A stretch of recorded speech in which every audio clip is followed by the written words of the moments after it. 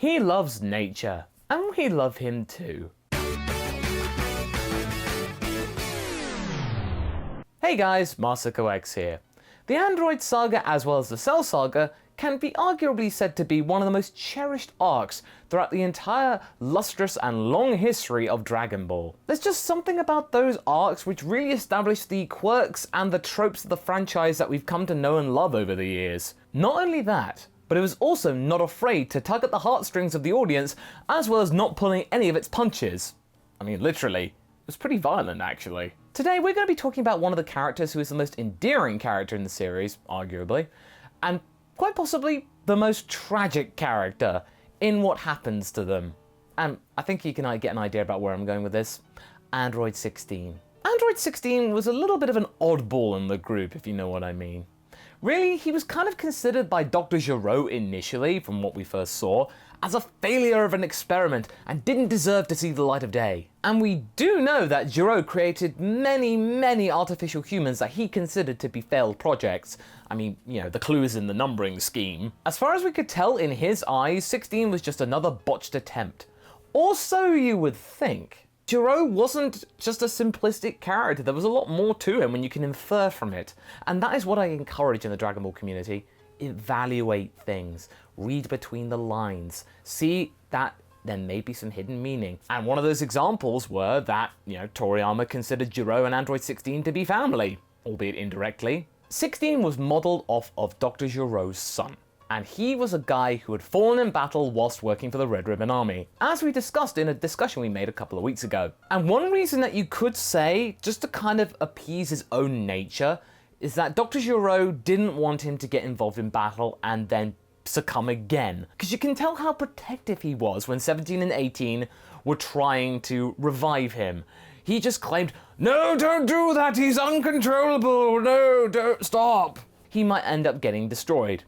And it's a good thing that he never saw that happen, because I think Gero would have had a really bad day. In this way, his son could live in peace, albeit trapped inside a very small metal container. But that's besides the point, it's the thought that counts, right children? We can't be sure whether the original human that 16 was modelled off of was a really truly benevolent individual, but he can't have been all that bad. If Gero had done a complete bait and switch with the mood and the character of the robot Android 16, his human counterpart would have been a really nasty person, but then this one wasn't. It wouldn't have been his son, and therefore it would have made the whole exercise kind of pointless. And yes, technically he is associated with Dr. Gero and the android crew, but really?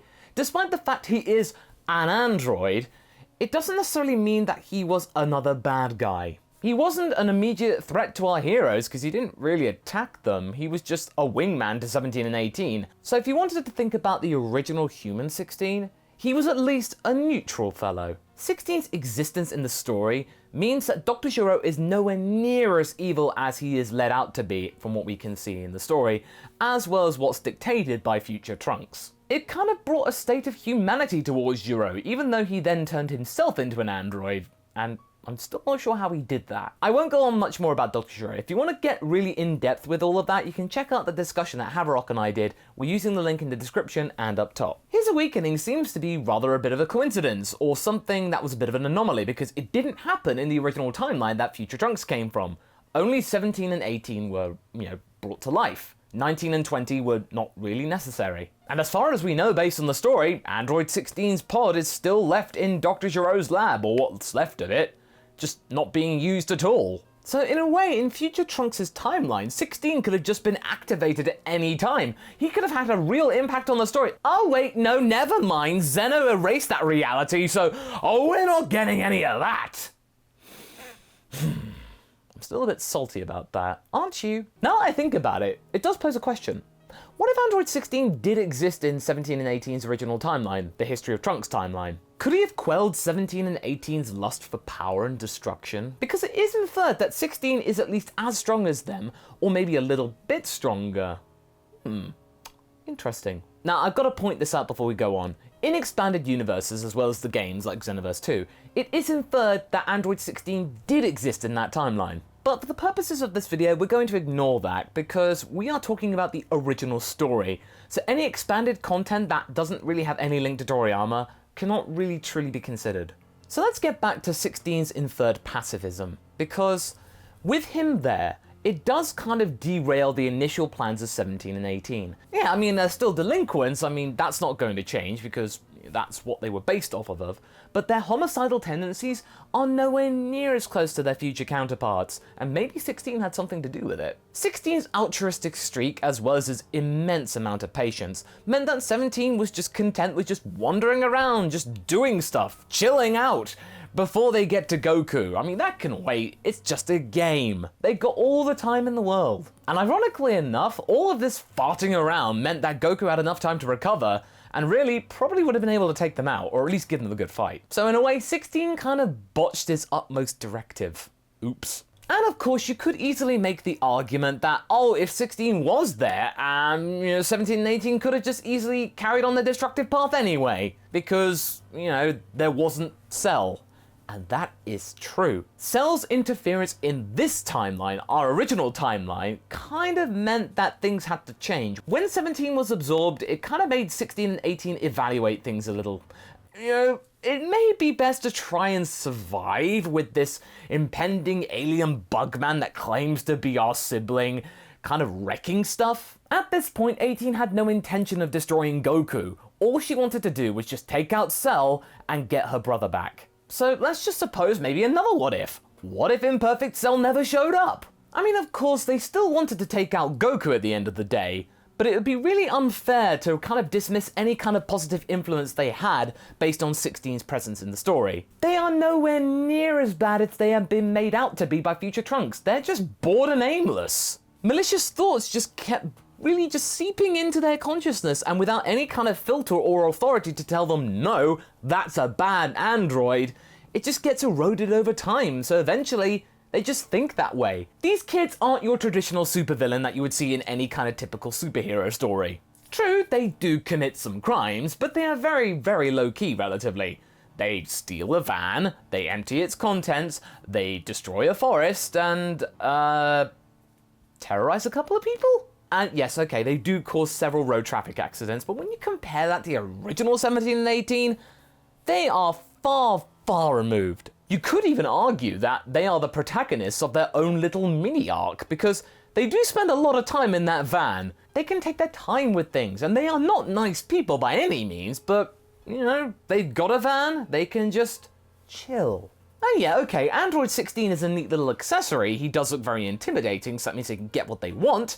And when it comes to the time when they do eventually find Goku, he's extra muscle, but he's not really a necessity. So when you look at the episodes that they feature in when they're just wandering around aimlessly, it's kind of like their own little mini-movie. I'm surprised that no one on YouTube's kind of cut those scenes together and made a little OVA of it. It is like one of those road movie type genre films. And what I mean by a road trip film is that it's the kind of movie where you go from point A to point B, and you don't really think much about the end point, it's all about the way you get there. The journey is the reward. And typically throughout that story and journey, the main characters kind of change their outlook on life and their perspective of things, and out of those three, 16 makes the biggest change. His initial curiosity for nature evolves into a huge and devoted passion for it. When 18 blows up that forest, 16 doesn't really take to that well, not at all.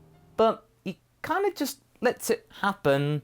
Ah well, 6 of one, half a dozen of the other. Baby steps, I suppose. And not only that, in this story, when we actually see our versions of the two, they're not really demonized all that much. We really get a lot of insight into their original motives and origins, and really, okay, they're not the most profound images and intentions that you've seen in a movie or a narrative, but given that you know about their background, that they were just a couple of orphaned outsiders that didn't really belong anywhere, I guess it kind of makes them a little bit more relatable. It's important to remember that they're not wholly robotic creations. They do have a heart. They were human at one point. And that part of them is calling the shots, the lust for adventure. And even though Android 16 is a full-on robot, his programming really relates to them and really takes that on board. So he does have a heart in some way.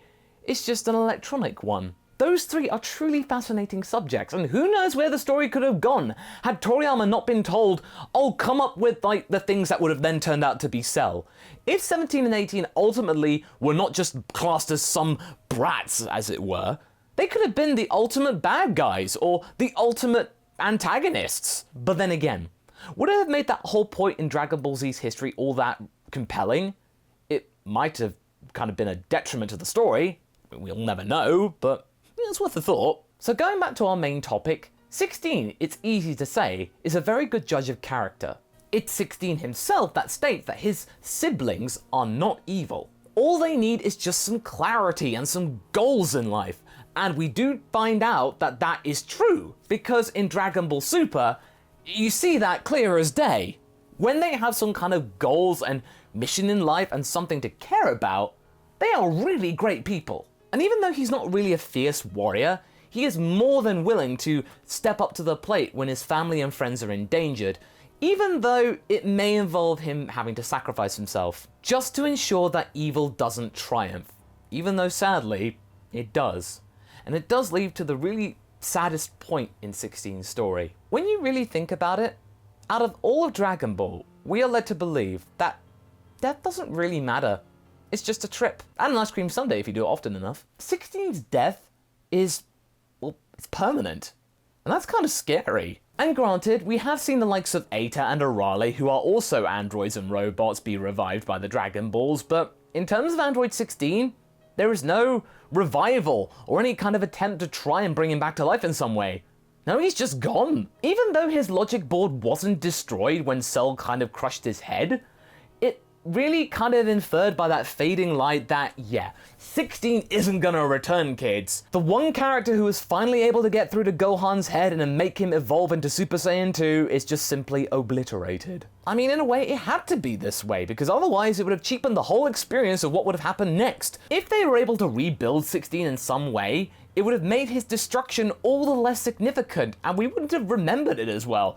We would have just think, oh no, don't worry, oh, he'll get rebuilt later. To have a character that meets their demise and we never see them again, not even in the afterlife, is a really, really big deal in the world of Dragon Ball. Therefore, it makes 16's place in the story all the more important. Even though the characters are very quick to forget about Android 16, his place in the story is one of the most important and the saddest moments of Dragon Ball's history. I mean, sure, Grandpa Gohan is gone, but we do see him in the afterlife and we do know that he is happy there. Our nature-loving bird friend, though, is just nowhere. After being a key developer in 17 and 18's backstory, as well as what they do in the initial parts of it, as well as being the catalyst for Gohan's evolution, his destruction kind of just makes his ending even more tragic. And it's kind of sad that Super didn't really give him any kind of memorial, or at least not a direct one. Not even 17 and 18 really talk about him that much, or at all. And okay, he does have a major role in Dragon Ball FighterZ, but that's just not the same. The only crumb of comfort that we can infer from all of this